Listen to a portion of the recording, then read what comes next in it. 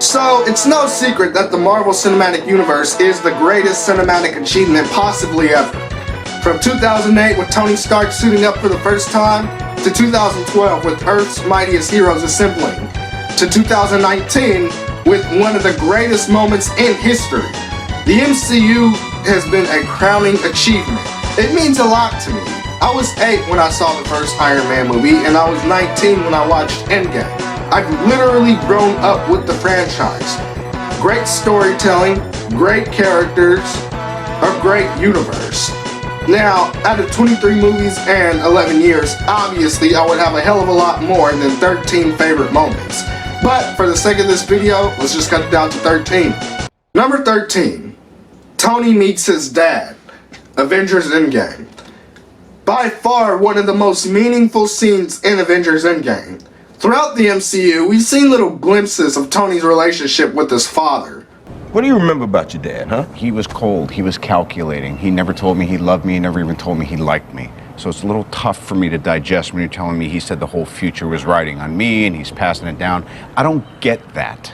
We're talking about a guy whose happiest day was when he shipped me off to boarding school. Obviously, Howard Stark wasn't the affectionate type, but that doesn't mean that he didn't love his son with all his heart. And one of the most beautiful moments in Endgame is when Steve and Tony jump back to the 1970s and Tony runs into his dad.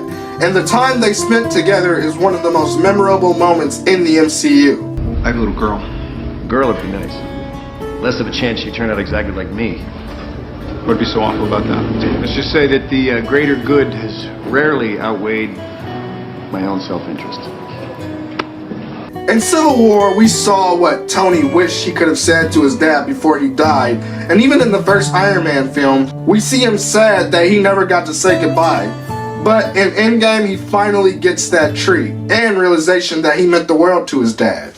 My old man, he never met a problem he couldn't solve with a belt. I thought my dad was tough on me, and now, looking back on it, I just remember the good stuff. You know, he did drop the odd pearl.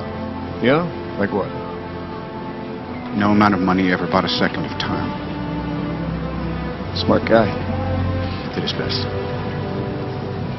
I tell you, that kid's not even here yet, and there's nothing I wouldn't do for him.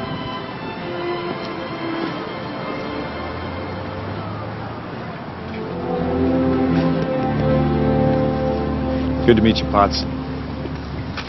Yeah. Howard. Everything's gonna be all right.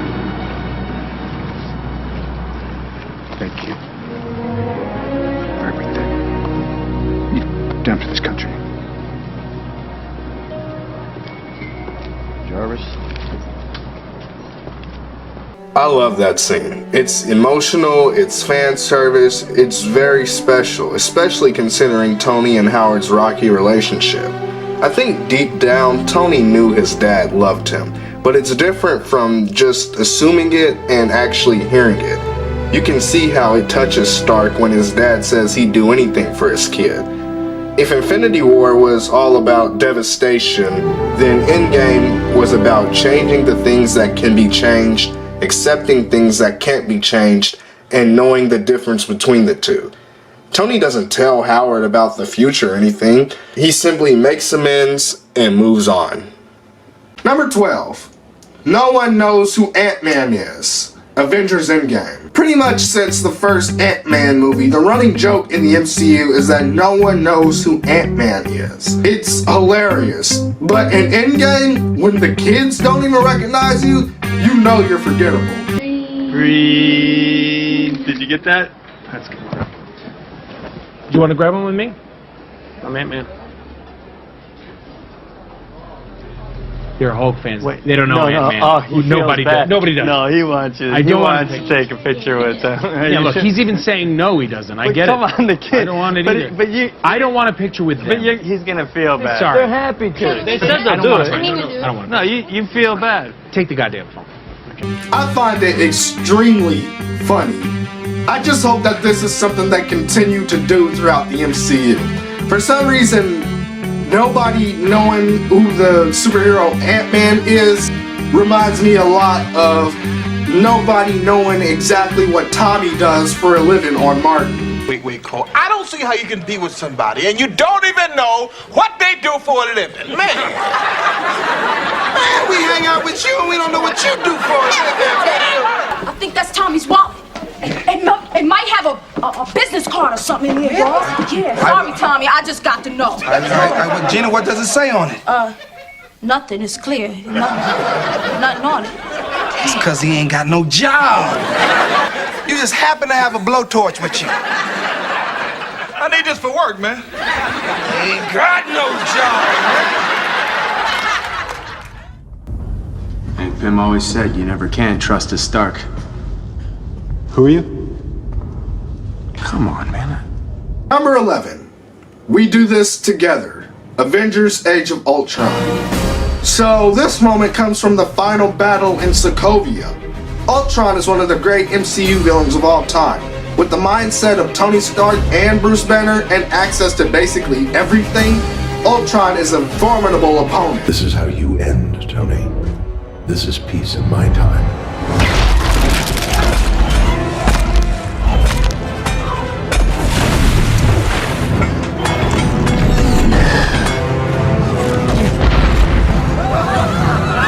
Someone like that can only be taken down as a team.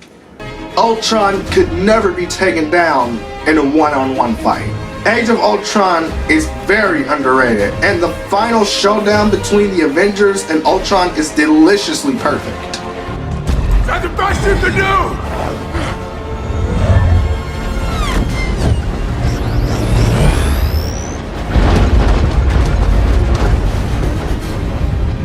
Had to ask. This is the best I can do. This is exactly what I wanted. All of you against all of me. How can you possibly hope to stop me? Like the old man said. Together.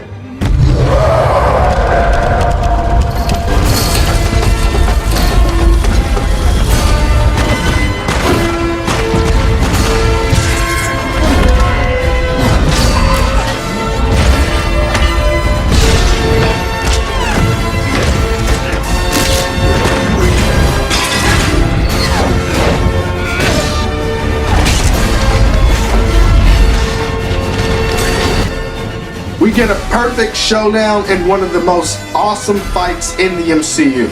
Number 10, Hulk versus Abomination. The Incredible Hulk. The Incredible Hulk is another very, very underrated movie. I think this movie is a masterpiece. With the character of the Hulk, it's difficult to give him a good story and good adversaries to fight. But the first movie really set the tone for the character. It was amazing.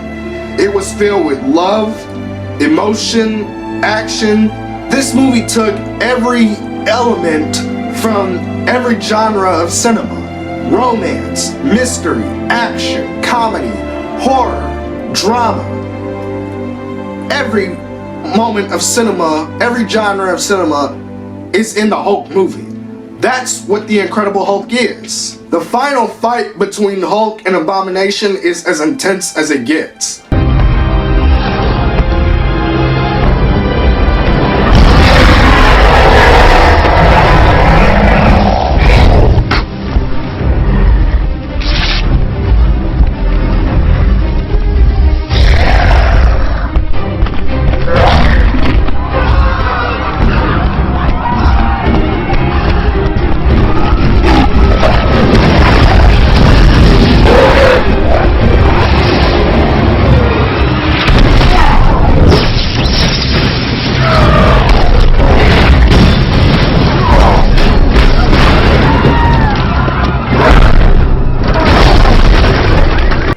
This scene is epic, man. My guy was using a cop car as boxing gloves. Come on now, that's freaking awesome.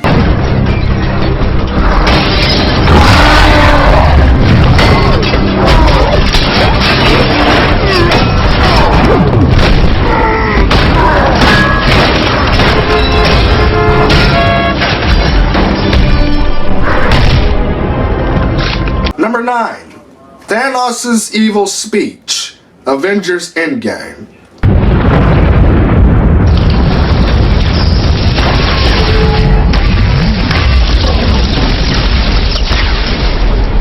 Let's kill him properly this time.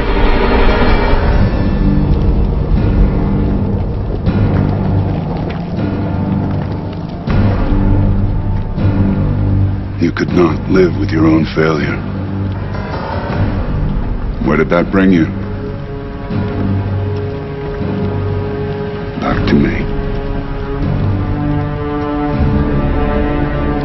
I thought by eliminating half of life, the other half would thrive. But you've shown me that's impossible. Thanos is one of the great villains of all time. Of all time, man. Period. This dude is pure awesomeness. For most of the MCU story, Thanos has been orchestrating a lot of events. We've seen him in the shadows, but when his minions kept failing, he decided if you want something done right, it's best to do it yourself. Fine. I'll do it myself. And he did. He whooped them silly, man. No one stood in his way. You should have gone for the head. This is a guy you don't want to dance with. When he shows up, you know something serious is about to go down. This scene is awesome. I like how the Avengers are coming to kill Thanos, basically coming to jump him, and the Titan is just sitting, waiting on them for the fight. And we get an amazing 3-on-1 fight. I will shred this universe down to its last atom. And then, with the stones you've collected for me, create a new one, teeming with life, that knows not what it has lost, but only what it has been given. A grateful universe. Born out of blood. They'll never know it, because you won't be alive to tell them.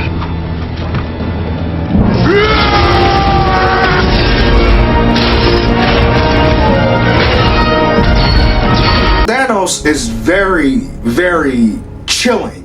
And one of the things that I think makes him so chilling is the fact that he doesn't lie. You know, most villains and bad guys, they lie and they backstab. You know, that's to be expected of a bad guy. Thanos hates a liar. He does not lie. He didn't even teach his children how to lie. That's why they're so bad at it in the movies. But I think that makes him very chilling, because when this guy says something or makes a threat, you know it's true. This is not one to make idle threats. In all my years of conquest, violence, slaughter, it was never personal. But I'll tell you now, what I'm about to do to your stubborn, annoying little planet. I'm gonna enjoy it. Very, very much. Number 8. Steve stands up to Ross. Avengers Infinity War. So obviously Captain Rogers has a sense of duty about him. Pretty much all his life he's protected and served. This isn't a guy who challenges authority, usually. In Civil War, however, we see that the Superhero Registration Act divides the Avengers, and Steve doesn't like it. He doesn't agree with it, and I think it makes him uncomfortable. I think he'd like to express his feelings to Secretary Ross, but he knows his place. That the Avengers shall no longer be a private organization. Instead, they'll operate under the supervision of a United Nations panel only when and if that panel deems it necessary. The Avengers were formed to make the world a safer place. I feel we've done that. Tell me, Captain, do you know where Thor and Banner are right now? If I misplaced a couple of 30 megaton nukes, you can bet there'd be consequences. Well, after 3 years of being a fugitive from the law for not signing the Accords, Steve comes back to help with the universal threat of Thanos. Mr. Secretary.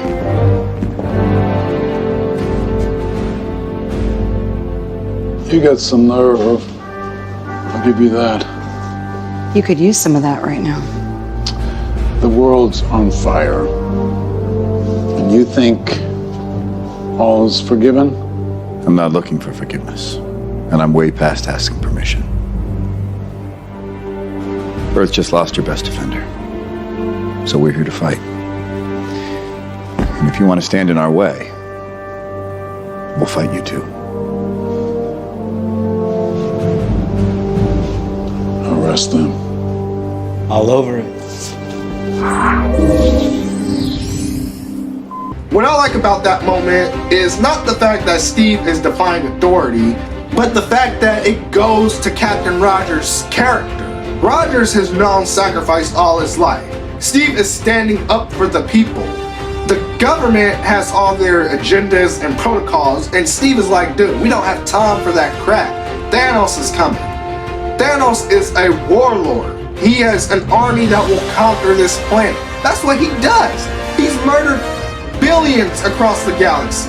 And a dude, a threat like this, we have no time for protocol and what you need to sign and stuff like that. Ross is being dumb. Ross wants to follow all these procedures and stuff. Secretary Ross is not only standing in the way of the safety of the United States of America, he's standing in the way of the planet. And Steve is like, dude, I have a job to do. I will stop Thanos, okay? And if you get in my way, I will fight you too. Because when Ross is doing that, now he's a threat. When you are standing in the way of a massive threat, Thanos is a massive threat to the people of Earth. If Ross is standing in the way of Steve trying to fight that massive threat, now Ross is a threat. And it's like, get out of my way, or I will fight you too. Number 7, Black Panther versus the Winter Soldier, Captain America Civil War. Captain America Civil War acted as a major setup for every movie in Phase 3 of the MCU. And so much of the Civil War story is told from Steve's point of view. And, of course, Tony Stark is the other side of that story. But then you have a character who doesn't care about either side. He's just got his own agenda. One of the best moments in the story is Bucky's escape from his apartment. We see him fighting SWATs and escaping with ease. Then, out of nowhere, he gets ambushed by someone wearing a bulletproof cat suit.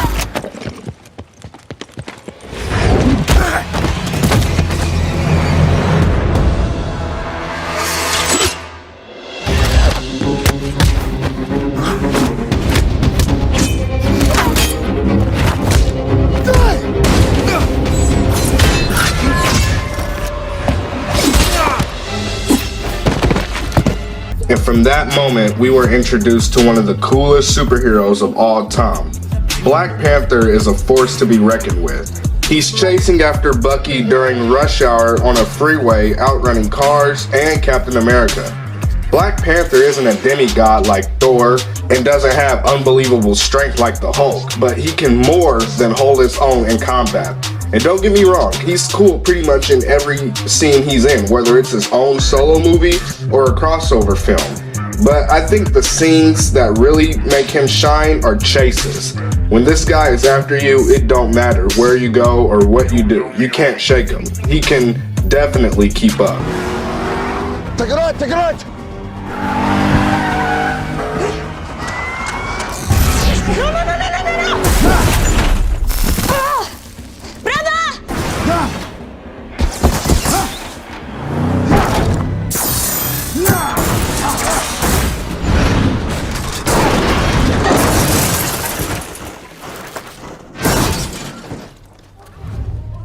It's such a tragedy and a shame we won't get to see more of Chadwick in the MCU. Because much how Robert Downey Jr. was born to play Iron Man, or Johnny Depp born to play Jack Sparrow, I think Chadwick was born to play T'Challa. Evacuate the city. Engage all defenses. And get this man a shield. Number 6. You need to keep both eyes open. Captain America, the Winter Soldier.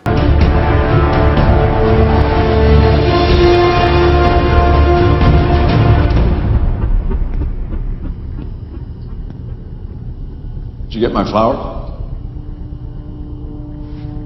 I'm glad you're here, Nick. Really? Because I thought you had me killed. You know how the game works. Captain America: The Winter Soldier was such a badass movie for a number of reasons. The film itself is a conspiracy thriller. Likewise, SSA Alexander Pierce is disguised as the leader of Hydra. Another example of a white knight with a dirty secret. He seemingly killed Director Fury, who trusted Pierce as a friend and brother. But when Pierce realizes that Nick faked his death and comes back, it's Fury who gets the last laugh. Pierce still thinks that he has the upper hand though, seeing as how it takes 2 Alpha level members to unlock S.H.I.E.L.D.'s database, and they deleted all of Nick's access codes. But in the most badass way possible, Fury teaches Pierce that you gotta get up pretty early in the morning to beat him. You don't think we wiped your clearance from the system? I know you erased my password, probably deleted my retinal scan. But if you want to stay ahead of me, Mr. Secretary, you need to keep both eyes open. Alpha level confirmed. Encryption code accepted. Safeguards removed. Number 5. Stan Lee chews out Agent Coulson, Marvel's Agents of S.H.I.E.L.D.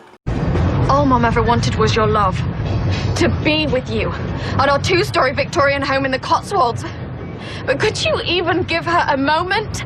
What with your banking job requiring you to travel to the States from Tuesday to Saturday every other week? No! I'm terribly sorry about your loss, dear. As for you, now is your chance to do better. Why don't you see that you take it? Thank you, sir. Let's go. He's right. You never had any time for her, but you made time for your work and your prostitutes. I like this scene a lot because it's just so random as well as funny and out of context. But then again, most of Stan Lee's cameos are random, whether it's a Marvel Cinematic movie or a non-MCU movie. Stan Lee's cameos really are the watermarks of Marvel movies. And even though he often has small parts, those small parts play a big impact and they will be greatly missed. Okay. Wow, nice suit. Zip it, Stan Lee!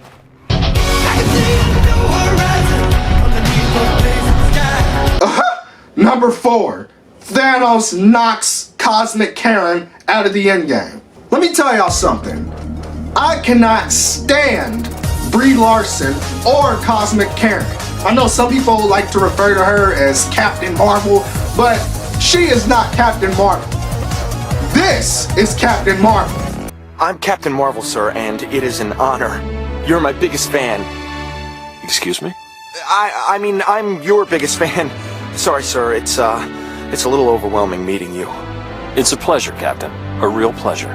This lady is so arrogant, it's laughable and disgusting. One thing that I can't stand is people who are new coming in like they own the place. This lady is 10 years late, man. She wasn't even a thought in 2008. She's coming in like she is the godfather of the MCU or something, and it's like, woman, chill. Nobody even knows who you are. She just now showing up after the events of the snap, and she thinking she run this. So it was literally enjoyable to see Thanos knock her out and put her in her place. Y'all gotta remember, Thanos was looking for war in this movie. In Infinity War, he was on a quest for peace. Now, he's ready to fight. And his threat is to wipe out the entire universe, not half. Wipe out everything and start over from scratch. He's wanting to kill everybody. Obviously, I don't want him to win. He's gonna kill everybody. But between him and Cosmic Karen, I was rooting for Thanos.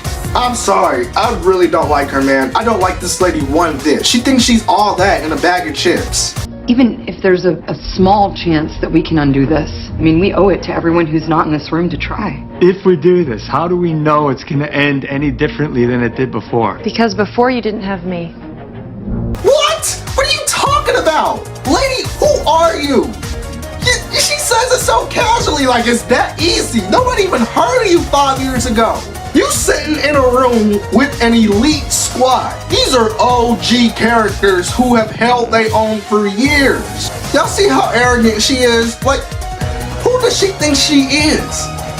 Oh, because before you didn't have me. Oh, okay, so if you were there, so they would have won. Because you weren't there, they lost. Oh no, so now that you're there, the outcome is gonna be different. Oh, we're gonna win this time because I'm here. Yeah, well, let's see what happens now that you're here. Amber, give me that fire, fire, back. Give me that flame, flame, flame. Give me that, give me that, give me that. Absolutely, you can give me that. If it's love, it's good for me. Give me that. I want it all. Give me that Bible. Give me that mic. Drop Jesus in it, wait so we can make that disciple. Can't surpass Christ, there's no taking his title. Number 3, Thor enters Wakanda. Thor's arc in the MCU has been amazing. I'll admit, I was not all that crazy about Thor at all at first. He was okay, but in no way my favorite Avenger. At times, I thought he was very boring. But then we got Thor Ragnarok. Thor Ragnarok took the character and flipped it on its head. That movie was amazing, and suddenly I liked Thor. I thought this dude was cool. But then in Infinity War, they took it times 10. Remember, Thor lost his hammer. He's lost his family. He's lost Asgard. They really wiped away the 2011 to 2014 character. In Infinity War, when the Avengers are fighting to protect Vision from the Black Order, it seems like a losing battle.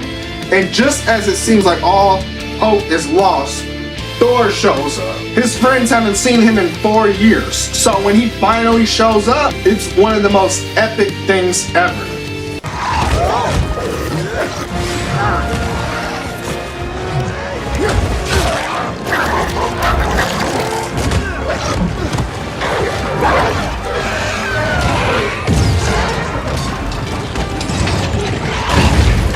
There's too many of them!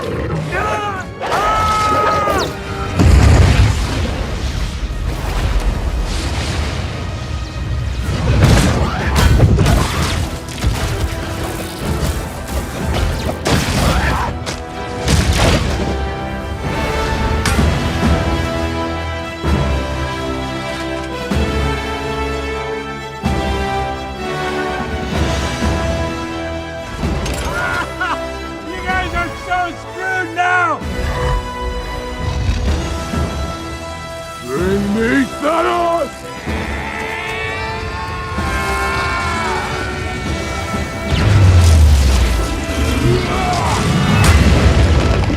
Number 2, Tony's sacrifice. Avengers Endgame. So this was the big moment.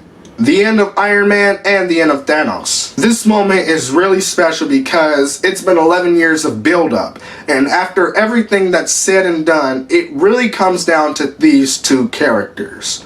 Stark. You know me? I do.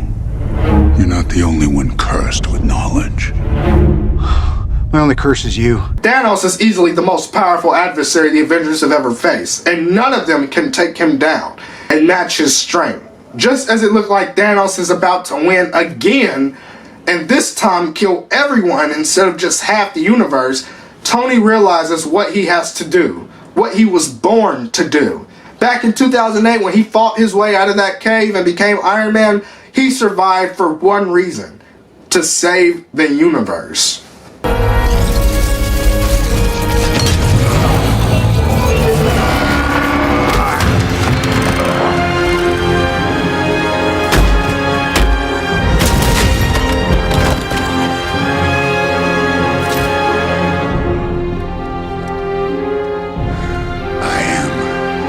Inevitable.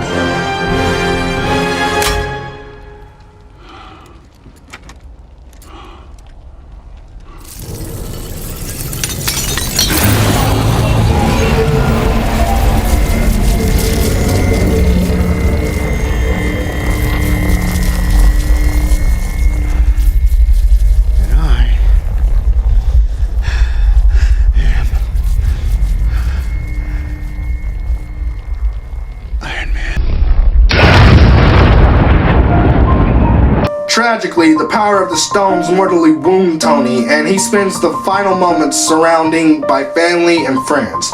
It's very tear-jerking. Over the last decade, we've seen a tremendous character arc with Tony Stark, evolving from a cocky, selfish billionaire industrialist to a protector and father, a self-sacrificial hero willing to do anything to protect the people he cares about. This truly is the MCU's greatest hero, and he will forever be missed. Come on. Let's go to you.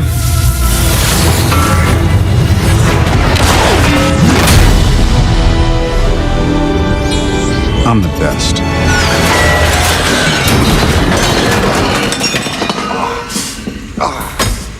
And number 1. Steve dances with Peggy. Avengers Endgame. After the final battle with Thanos, I thought we'd see Steve stick around longer in the MCU. But what I didn't realize though is that after traveling back to the 70s and seeing the love of his life, Rogers had a retirement plan in his mind. One that he fully deserves. In 1945, Steve sacrificed himself to save millions, sacrificing his life and the life he could have had with Peggy Carter. Waking up nearly 70 years later to find her on her deathbed. It's very depressing. After all the sacrifices that Steve has made in his life, it's nice to see him take a selfish moment to himself. After he goes back in time to put the stones back, we see him come back to the present as a very old man who's lived a full life with Peggy Carter. It's a very bittersweet moment that sees Rogers pass the mantle to his friend Sam. It's a moment that both characters deserve. How does it feel? Like it's someone else's. It isn't.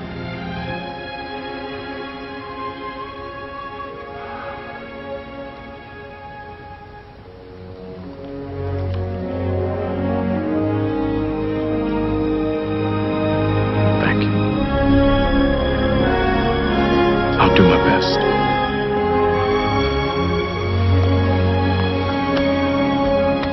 That's why it's yours.